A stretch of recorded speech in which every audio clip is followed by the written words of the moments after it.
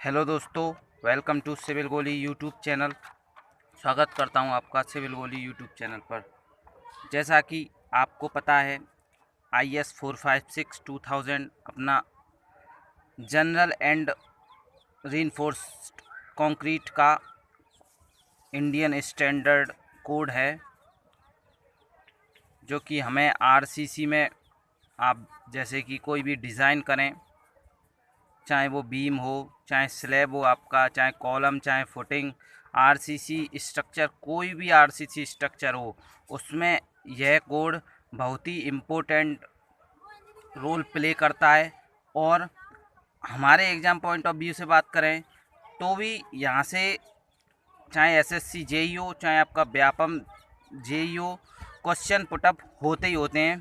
तो आज बात करेंगे हम plain Indian standard plain and reinforced concrete code of practice 4th revision, जिसका कि IS 456 2000 में हुआ था।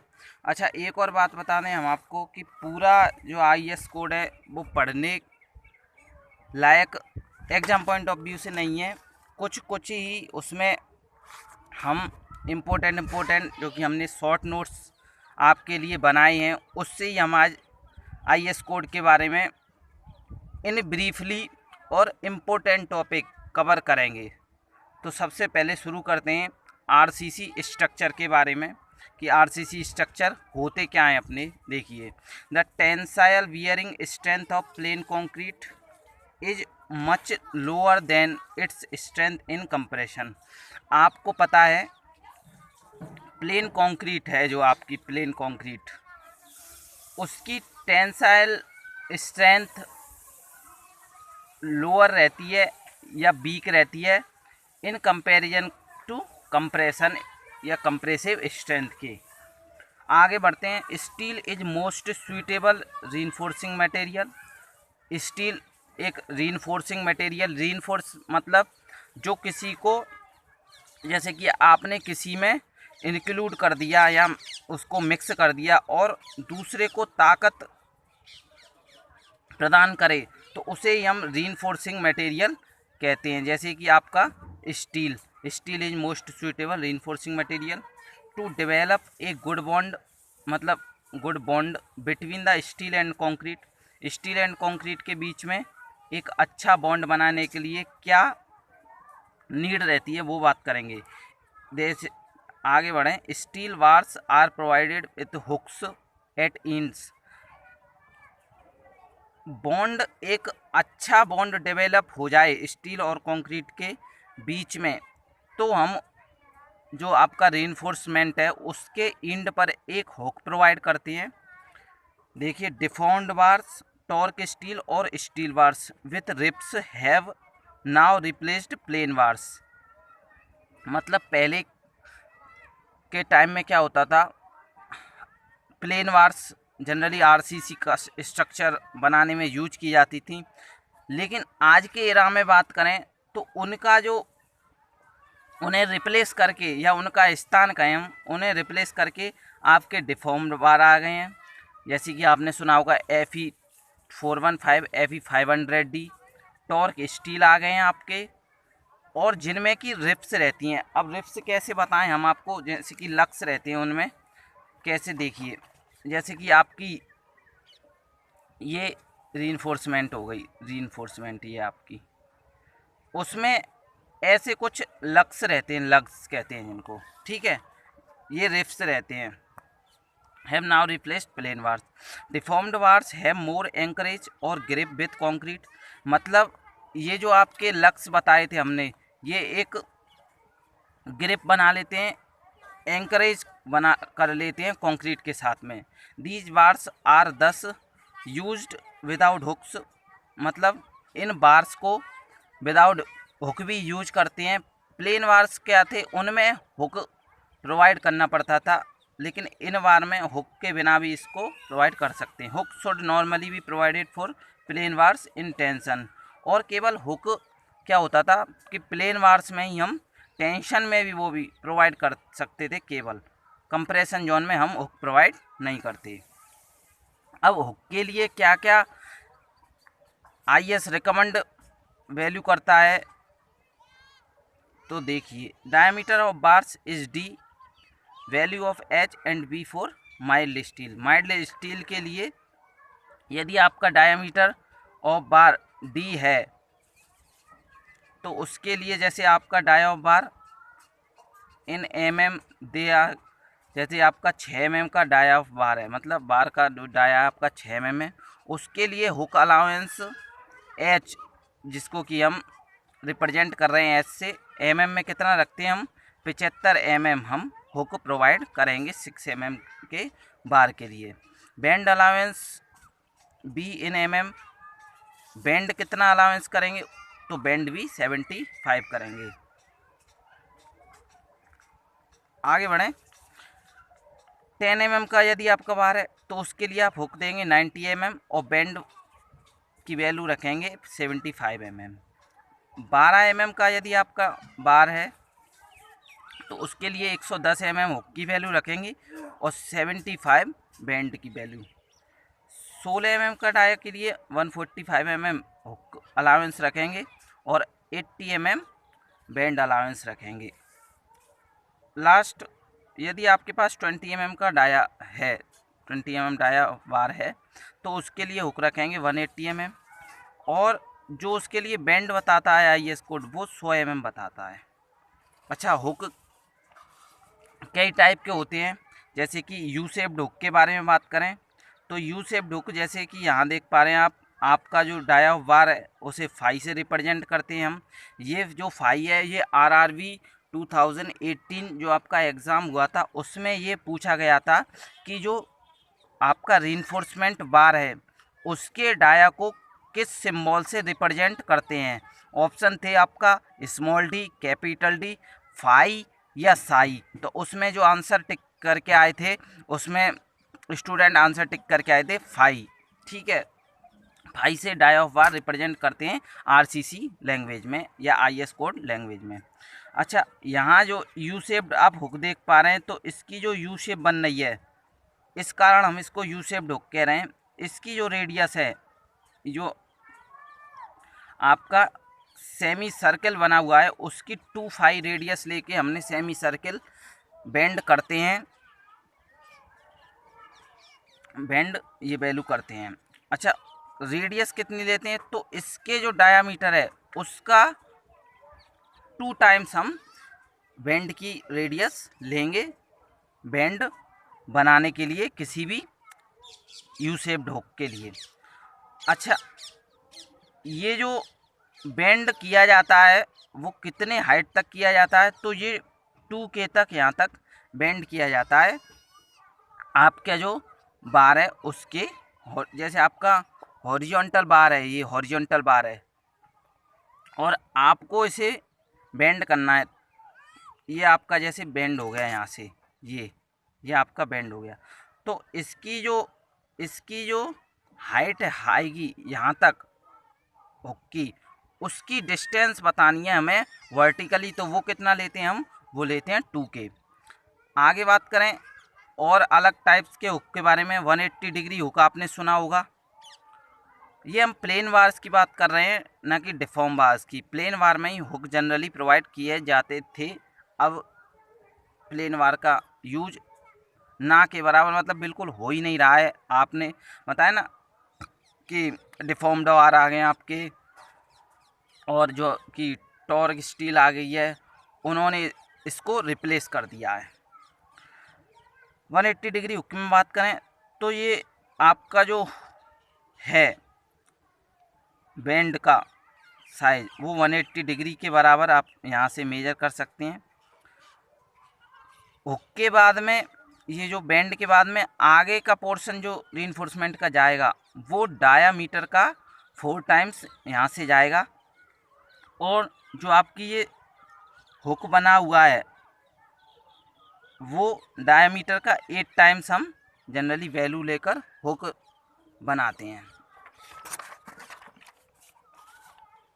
90 डिग्री बेंड में बात करें तो 90 डिग्री, जैसा कि आपको पता है कि 90 डिग्री पर बेंड करते हैं। रेडियस हम कितनी लेंगे, डायमीटर की 2 टाइम्स, और यहाँ आपका डायमीटर भी 5 से शो किया गया है।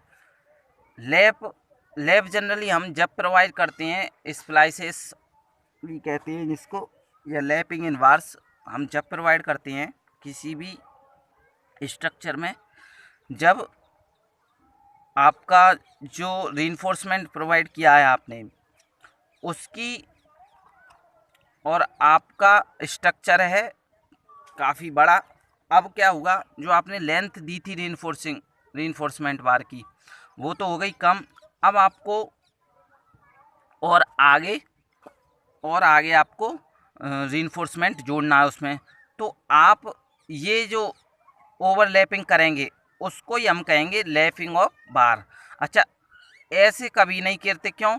क्योंकि जैसे ऐसे हमने प्रोवाइड कर दी, अब उस पर लोड आया तो वो क्या होगा, ऐसे स्लिप हो जाएगा। इसी कारण हम यहाँ पर सीट बनाते हैं। ये देखिए यहाँ पर जो सीट बनाई हुई है वो सीट हम जनरली यहाँ प्रोवाइड करते हैं। क्यों?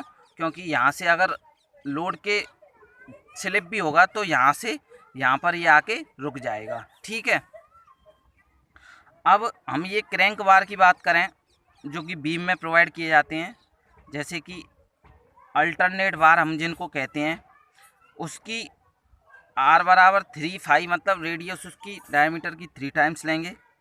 एंगल कितना रखते हैं हम इंक्लाइंड बार का, तो वो रखते हैं हॉरिजॉन्टल बार से 45 डिग्री।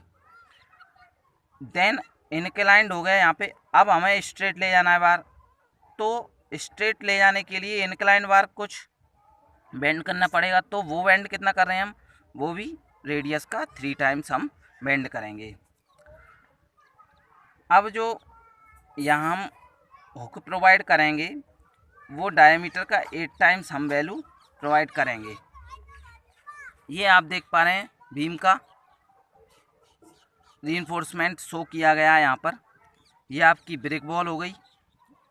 ब्रिक वॉल से यहाँ आपने, ये आपका जो जा रहा है मेन वार है, और ये आपका जो है इंटरनल अल्टरनेटिव वार है जो कि इंक्लाइंड आपने ऊपर की तरफ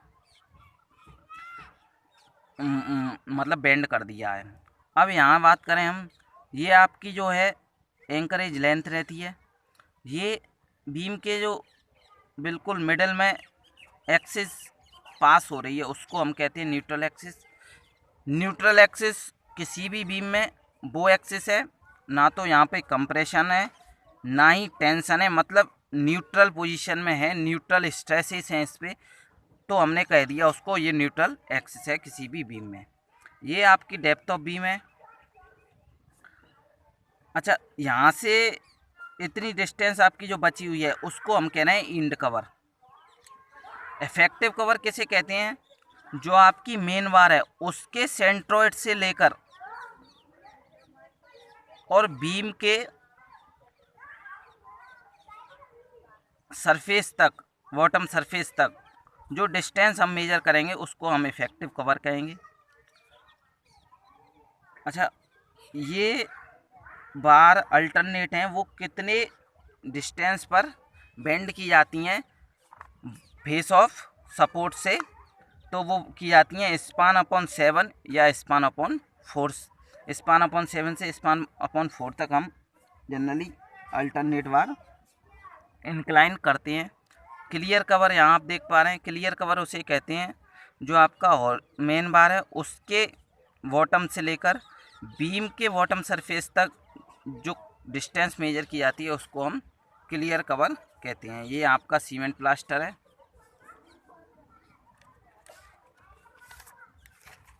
आगे बात करें हम,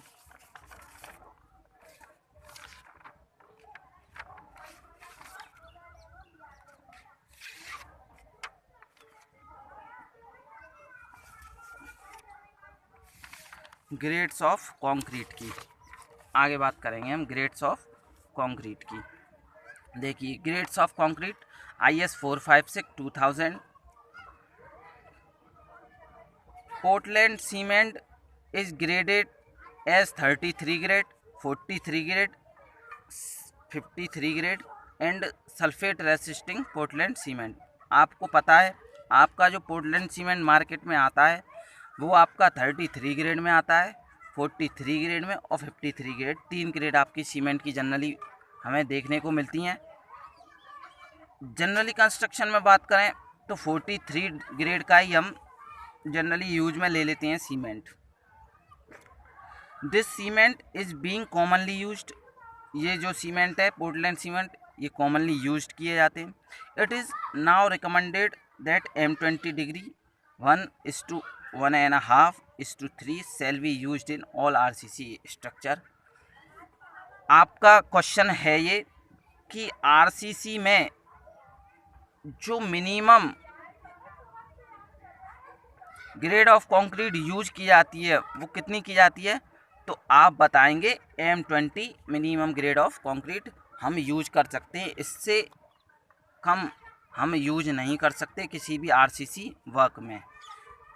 अब बात करेंगे हम ग्रेड ऑफ कंक्रीट, जैसा कि हेडिंग थी हमारी, तो सबसे पहले रहती हैं ग्रुप, फिर हम ग्रेड डेजिग्नेशन और specified characteristic compressive strength of 15 mm³ at 28 days in newton per mm²।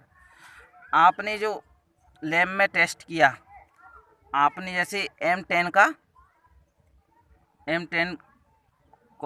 जो ग्रेड ऑफ कंक्रीट है उसका क्यूब बनाया, उसका साइज रखा 15/150 mm,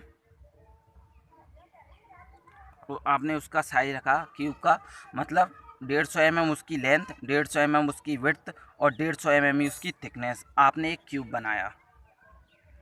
अब उसको 28 डेज पर उसकी स्ट्रेंथ चेक की, जैसे कि आपने मोल्ड कर दिया, फिर उसको क्या की 28 डेज तक क्यूरिंग की, उसकी क्यूरिंग पीरियड में रखा उसको। देन 28 डेज के बाद में आप ले गए उसको क्यूब को कंप्रेशन टेस्टिंग मशीन, यानी आप जो पढ़ते हैं CTM, उसको ले गए। अब क्या होता है, आपने उस पर लोड अप्लाई किया, कंप्रेसिव लोड, मान लो सपोज वो 10 न्यूटन पर mm² पर फेल हो गया, तो आप कहेंगे कि जो M10 ग्रेड की आपकी जो कंक्रीट है उसकी कंप्रेसिव स्ट्रेंथ 28 डेज पर हम देखें तो वो हमें 10 न्यूटन पर mm² ऑब्टेन होनी चाहिए, तब जाकर हम कहेंगे कि M10 जो ग्रेड ऑफ कंक्रीट है उसकी कंप्रेसिव स्ट्रेंथ 28 डेज पर 10 न्यूटन पर mm² हमें मिलती है। ग्रुप में 3 ग्रुप मेनली कैटेगराइज हैं IS कोड 456 में, ऑर्डिनरी कंक्रीट, स्टैंडर्ड कंक्रीट और high strength concrete. Ordinary concrete में M10 से लेकर M20 तक आता है, जैसे M10, M15, M20। Standard concrete में बात करें M25 से लेकर M55 तक हम इसको इस कैटेगरी में रखते हैं स्टैंडर्ड कंक्रीट में, और M60 से लेकर हम M80 तक इसको हम हाई स्ट्रेंथ कंक्रीट में रखते हैं। ये इम्पोर्टेंट टेबल है आपके एग्ज़ाम के लिए, इसको अच्छे से याद करें और अपना एग्ज़ाम में मतलब अपने नंबर क्वेश्चन जो आ जाए यहाँ से तो छोड़ना ना पड़े। आगे बात करेंगे हम लैप इन वार्स, आपने पढ़ा था ना लैपिंग, तो इसी क्रम में हम बात करेंगे लैप इन वार्स में। Bars are lapped on each other when it is required to increase their length. आप जैसे बताया था ना, आपको बताया गया कि इंक्रीज लेंथ को वार की इंक्रीज करने के लिए हम वार की लैपिंग करते हैं। Lap is the length of coverage by 2 bars for attaining this. 2 bar के लिए हम लैपिंग करेंगे, 2 बार की। The length of lap in reinforcement shall not be less than. अब shall not be less than मतलब जो आपकी लैपिंग लेंथ रहती है उससे आप कम प्रोवाइड, इससे तो आप करेंगे नहीं, मतलब IS आपको रिकमेंड नहीं करेगा। देखिए यदि आपके बार टेंशन में है और आपको लैपिंग की ज़रूरत पड़ गई तो लैपिंग ऑफ बार जो लेंथ है वो कितनी रखेंगे, बार डायामीटर मतलब 5 into actual tensile stress upon में 4 times the permissible bond stress. आप इसको सिंबॉलिक वे में इस प्रकार याद रख सकते हैं कि बार डायमीटर आपका फाई से शो करते हैं actual tensile stress sigma S T upon 4 times the permissible bond stress आप रिप्रेजेंट करते हैं टाउ वी डी से। तो आपका जो वार है टेंशन में, उसके लिए आपका फॉर्मूला हो जाएगा लैब का कि फाई सिग्मा एस अपॉन में 4 टाउ वी डी। और या तो ये, और एक और जो वैल्यू बताता है IS code 30 bar diameter whichever is greater, मतलब या तो आपका phi sigma S T 4 tau V D हो या 30 फाई, इनमें से जो यहाँ बताया था ना, जैसे आप इसको ऐसे याद रख सकते हैं कि सेल नोट भी लेस देन बात करे, इससे कम नहीं होना चाहिए, और आपको दो वैल्यू दे दे जैसे कि 5 sigma S T upon 4 tau V D और 35, तो आप कहेंगे इनमें से जो कम है वो बतानी है, मतलब इनसे कम नहीं होनी चाहिए। अब कहेंगे हम इनमें से जो ग्रेटर है वो हम अडॉप्ट करेंगे डिज़ाइनिंग में, क्योंकि यहाँ लेस देन लग गया तो यहाँ हमें ग्रेटर देन लगाना है, मतलब इससे कम नहीं होनी चाहिए ना। तो इनमें से जो अधिकतम है, मैक्सिमम है, वही तो हम डिजाइनिंग में अडॉप्ट करेंगे। ठीक है, कंप्रेशन में बार में बात करें, 4 बार्स इन कंप्रेशन, लैब बराबर bar diameter into actual compressive stress upon में 5 times the permissible bond stress. ठीक है, 5 sigma C upon 5 tau V D या 24 फाई, इनमें से जो ग्रेटर है वो आप जनरली अडॉप्ट करते हैं। आगे बढ़ते हैं, permissible stresses in concrete. Permissible stresses in concrete, all values are in kilogram per centimetre square, मतलब केजी पर सेंटीमीटर स्क्वायर में ये ऑल वैल्यू हैं, ना कि न्यूटन पर mm स्क्वायर में। सबसे पहले हम इस टेबल में कैसे इसका फॉर्मेशन करेंगे, सबसे पहले हम कॉलम बनाएंगे ग्रेड ऑफ कंक्रीट का, देन उसके बाद permissible stress in concrete, then permissible stresses in shear measured as inclined measured. ठीक है, इंक्लाइंड के लिए permissible stresses in bond, local में जो आपकी स्ट्रेस रहेगी लोकल स्ट्रेस, देन आखिरी कॉलम में आएगा permissible bearing pressure on full area plain concrete only, उसे हम शो करेंगे सिग्मा बी आर से। Permissible stress in bond average sigma B से। आपकी जो परमिसिबल स्ट्रेस शियर में है, आपको पता है शियर का साइन हम क्यू से ही शो करते हैं, shear force. Direct stress permissible stress in concrete में बेंडिंग में आप बात करेंगे sigma C B, direct stress में बात करेंगे sigma C. One by one इन्हें हम देखते हैं।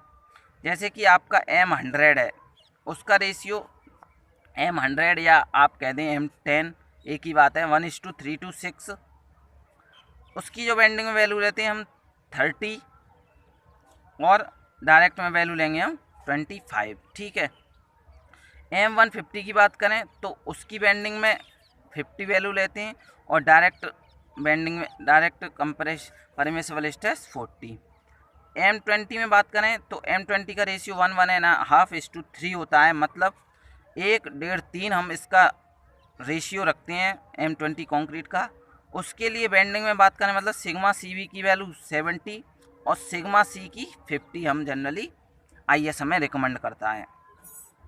M25 की बात करें तो ये डिज़ाइन मिक्स कंक्रीट में इसका हम डिज़ाइन मिक्स कंक्रीट से इस कंक्रीट को बनाते हैं 1:1:2। इसकी जो वेंडिंग में वैल्यू रखते हैं M25 के लिए सिग्मा सी बी की वैल्यू वो रखते हैं हम 85, डायरेक्ट में वैल्यू रखेंगे सिग्मा सी की 60। ठीक है, उसी प्रकार शियर में बात करें हम, शियर स्ट्रेस परमिसिबल कितनी आप IS रिकमेंड करता है तो वो करता है M10 M15 M20 M25। इस प्रकार आप M10 से चलेंगे M25 तक, और 3 5 7 8 इस प्रकार आप याद इसको रख सकते हैं। ऐसे ही एवरेज में बात करें तो 4 6 8 9, M10 के लिए 4, M15 के लिए 6, M20 के लिए 8 और M15 M25 या M250 के लिए 9 हम जनरली कंसीडर करते हैं, जो IS कोड हमें रिकमेंड करता है। लोकल में स्ट्रेस में बात करेंगे तो 7, 10, 13, 15। अब बियरिंग में बात करेंगे सिग्मा BR, तो M10 के लिए 20 लेते हैं हम। M50 के लिए हमें जो रिकमेंड होती है वैल्यू IS कोड के द्वारा वो 30, M20 के लिए 40 और M25 के लिए 50 वैल्यू हमें रिकमेंड करते हैं। ठीक है दोस्तों, आगे बात करेंगे हम नेक्स्ट सेशन में बीम के जो डिज़ाइन क्राइटेरिया हैं। जब तक के लिए ये आप चैनल पर नए हो तो चैनल को सब्सक्राइब करें, साथ ही साथ बेल आइकन प्रेस करें। Thank you.